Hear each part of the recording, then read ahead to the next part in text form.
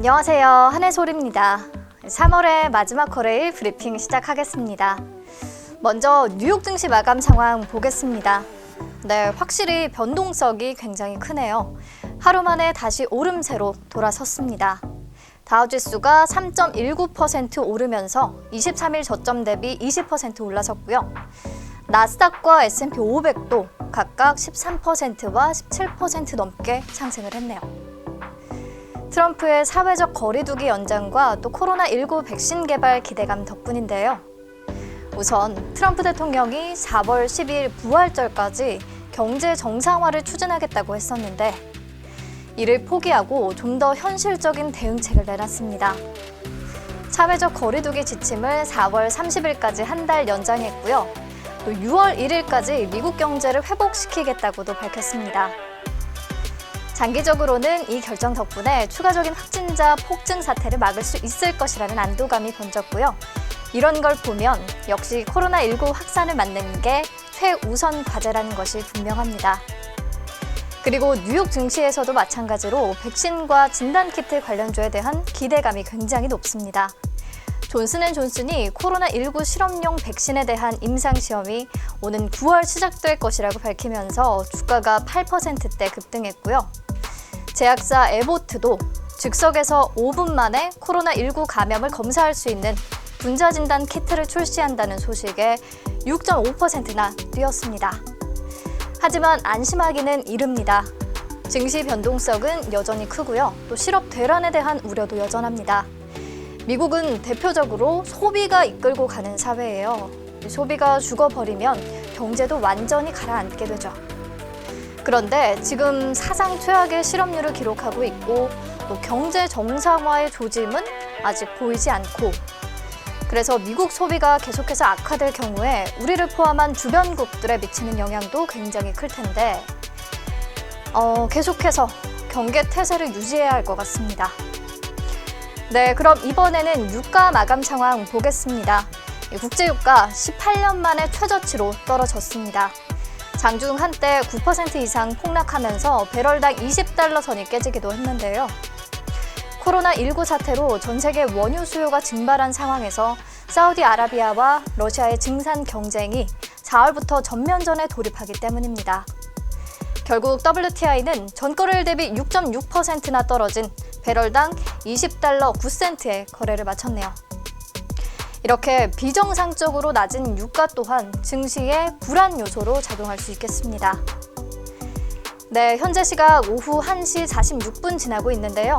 시황 짚어보기 전에 한 가지 말씀드리면 오늘 오전에 2월 산업활동 동향이 발표가 됐는데 물론 지표 전망이 밝지는 않았고요. 또 역시나 충격적인 수준을 기록을 했습니다. 생산 전월 대비 3.5% 줄어들었고 소비 또한 6%나 급감했는데 구제역 파동이 있었던 2011년 이후 가장 큰 폭으로 감소했습니다. 설비 투자 역시 4.8% 줄어들면서 완전히 쪼그라든 모습이네요. 코로나의 여파가 여실히 드러나기는 했지만 이미 어느 정도 예상했던 바고 또 실제 눈으로 확인하면서 불확실성이 제거된 효과가 나타나고 있습니다. 현재 국내 증시 코스피는 1.08% 그리고 코스닥 3.03% 오름세입니다. 오늘도 동학 개미 운동, 개미들이 열심히 끌어올리는 시장입니다. 외국인과 기관은 양시장에서 모두 동반 매도 우위를 보이고 있네요. 종목별로는 진원생명과학이 코로나19 백신 개발 국책과제 우선 협상자로 선정됐다는 소식에 이틀 연속 상한가 진입했고요. 앱클론도 코로나19 치료제용 항체를 도출했다는 소식에 어제 급등세에 이어서 오늘도 20% 이상 강세입니다. 자세한 내용은 3월 30일 브리핑 참고해주세요. 네, 그리고 GTG 웰리스는 분자 진단 전문 기업인 원드롭과 코로나 진단 키트 5개국 독점 판매 협약 소식을 전해오면서 오늘 가격 제한폭까지 올랐네요. 그동안 멈출 줄 모르고 질주하던 진단 키트 관련주들이 좀 주춤하고요. 반면에 새로운 이슈에 강하게 반응하는 모습입니다. 네, 다른 종목들은 키워드로 살펴볼게요. 첫 번째 키워드, 폼페이오, 북한과 협상 재개 희망. 마이크 폼페이오 미국 국무장관이 지난 25일 G7 외교장관 화상회의를 개최한 뒤에 별도 기자회견에서 이런 말을 했었죠. G7과 모든 국가는 북한이 협상에 복귀하도록 요구하는 데 있어서 단합을 유지해야 한다. 북한의 불법적 핵탄도 미사일 개발에 대응해 외교적, 경제적 압력을 행사하는 데 전념해야 한다. 이에 북한이 아주 불쾌감을 드러냈습니다. 우리는 폼페이오의 이번 망발을 들으며 다시금 대화 의욕을 확실하게 접었다. 우리는 우리의 길을 갈 것이다. 미국은 우리를 건드리지 말았으면 한다. 건드리면 다친다. 이렇게 경고까지 했어요. 하지만 이런 북한의 맹비난에도 불구하고 폼페이오 장관은 북한 지도부와 다시 마주 앉기를 희망한다고 밝혔습니다. 북한이 비난 성명을 발표한 지 3시간여 만에 나온 발언인데요. 대북 대화 의지를 다시 한번 내비쳤고요. 또 북한 코로나19 해결을 위한 인도적 지원도 제안했다고 강조를 했습니다. 다만 북한의 비핵화 조치 전까지는 제재 완화도 없을 것이라는 입장은 다시 한번 분명히 했습니다. 코로나19 사태로 인해 비핵화 관련 문제는 뒷전이 될 것이라는 우려가 많았는데 폼페이오가 직접 나서서 비핵화 협상을 촉구하는 모습을 보여주고 있으니까 좀 한편으로는 다행이라는 생각이 들고요. 그래서 오늘 정말 오랜만에 대북주들이 기지개를 폈습니다. 1시 기준으로 상한가에 진입한 종목들인데요. 보면 조비, 아시아종묘, 부산산업, 효성 OMB, 에코마이스터, 현대사료 이렇게 10개 종목 중에 무려 6개 종목이 남북 경협 주네요. 비료 지원 관련해서 조비와 아시아종묘, 효성 OMB, 현대사료, 경농, 남해화학 이런 종목들이 급등세고요. 금강산 관광 관련해서는 한창과 아난티 등이 그리고 개성공단 입주 관련 인디에프와 JST나 그리고 좋은 사람들 일제히 상승폭을 키웠습니다. 네, 다음 키워드 만나볼게요. 두 번째 키워드, 코로나19 치료제 테마, 오늘은 어떤 소식? 네, 아까 상한가 진입한 종목 중에 텔콘 RF라는 종목도 있었는데요. 어제에 이어서 이틀 연속 상을 기록한 거거든요. 그럴 만한 이유가 뭘까요? 네, 미 FDA가 말라리아 치료제 클로로킨을 코로나19 치료에 사용하도록 비상 승인했다는 소식 덕분입니다. 특정 약품에 대안이 없고 약품에 알려진 잠재적 이익이 잠재적 위험보다 크다고 판단할 때 FDA가 비상 사용 허가를 내릴 수 있는데요. 클로로킨과 유사 약물 하이드록시 클로로킨의 비상 사용을 허가하겠다고 발표를 한 겁니다. 이에 텔콘 RF제약과 화일약품, BC월드제약, 신풍제약 모두 강세인데 세 회사 모두 클로로킨 성분을 지닌 말라리아 치료제를 생산하고 있고요. 텔콘 RF제약이 다른 종목에 비해서 그동안 상승폭이 좀 적었거든요. 그래서 상대적으로 매수세가 더 몰리고 있는 것으로 보입니다. 네, 그리고 부강약품이라는 종목 볼게요. 부강약품은 기존에 허가된 의약품인 레보비르를 코로나19 치료제로 개발하고 있는데요. 이를 위한 임상시험을 조만간 승인받을 것이라는 전망이 나왔습니다. 오병용 한양증권연구원에 따르면 통상 임상시험 허가는 3-4주 정도가 소요되는데 길리어드의 코로나 치료제 렘데시비르의 임상 허가를 일주일 만에 내준 것을 고려하면 레보비르도 이번 주 내로 임상시험 승인이 예상된다는 겁니다. 현재 국내 기업 중에 코로나19 치료제 관련 임상시험 계획을 제출한 기업은 부강약품과 코미팜, 크리스탈 지노믹스 뿐이고요. 어서 빨리 어디라도 좋으니까 임상 착수 소식이 들려왔으면 합니다. 오늘 이 같은 보고서 영향으로 부강약품이 가격 제한폭 근처까지 올랐습니다.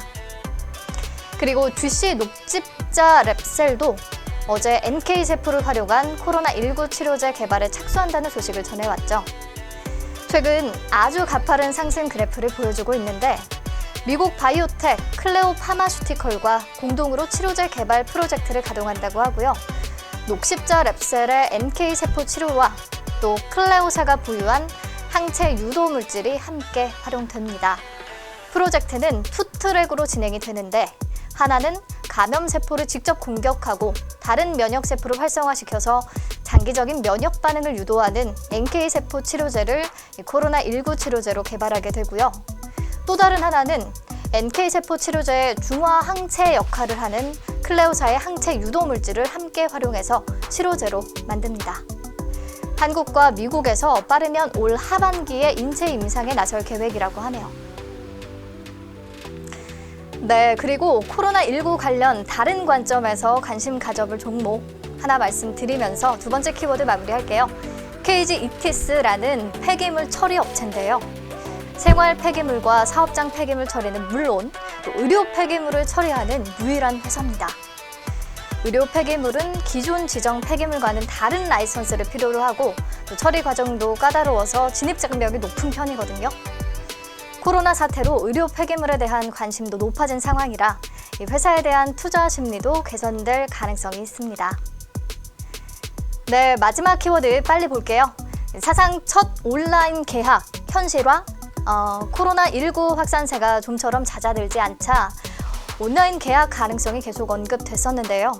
이에 대해 오늘 정세균 국무총리가 입장을 밝혔습니다. 단계적 개학 카드를 꺼내드렸는데요. 내용 자세히 볼까요? 네, 정 총리는 다음 주 중반인 4월 9일부터 순차적으로 개학하는 것이 합리적이라고 판단했다면서 온라인 형태의 개학을 유력하게 고려하고 있다고 말했습니다. 연간 수업 일수와 입시 일정을 고려할 때 아이들의 학습권을 포기하고 무작정 개학을 연기하기는 쉽지 않기 때문에 그 대안으로 온라인 개학을 내놓은 건데요. 그동안 방역 역량을 총동원해서 노력해왔지만 아직 아이들이 안심하고 등교할 수 있는 수준에 이르지 못했다는 판단이고요. 또 시험과 입시 일정도 그에 맞춰서 조정돼야 할 것이라고 말하면서 수능 연기 가능성도 시사를 했습니다. 제가 더 자세히 내용 전해드릴 수 있으면 좋은데요. 아직 구체적인 계획은 발표가 안 됐어요. 오늘 오후에 개학과 또 입시 일정 관련한 정확한 내용이 발표될 예정이니까 직접 확인해 주시면 좋을 것 같아요. 네, 이 같은 소식에 대교와 비상교육, 애니 능률 등 온라인 교육주들 일부가 강세를 보이고 있기는 한데요. 예전만큼 힘이 강하지는 않습니다. 오히려 소문의 사고, 또 뉴스에 파는 모습 나타날 수 있을 것 같아요. 그리고 온라인 개학이 현실화된다면 가정에서 먹는 간편식 수요가 증가할 것이라는 기대감에 CJ시푸드, 서울식품, 사조시푸드, 체리브로, 한성기업 등 간편식품 관련주들이 동반 강세입니다. 네, 오늘 브리핑은 여기서 마칠게요. 날씨가 좋아지면서 나들이 계획하시는 분들 많으신데요. 그래도 당분간은 사회적 거리두기 동참해 주셨으면 합니다. 네, 내일 뵐게요.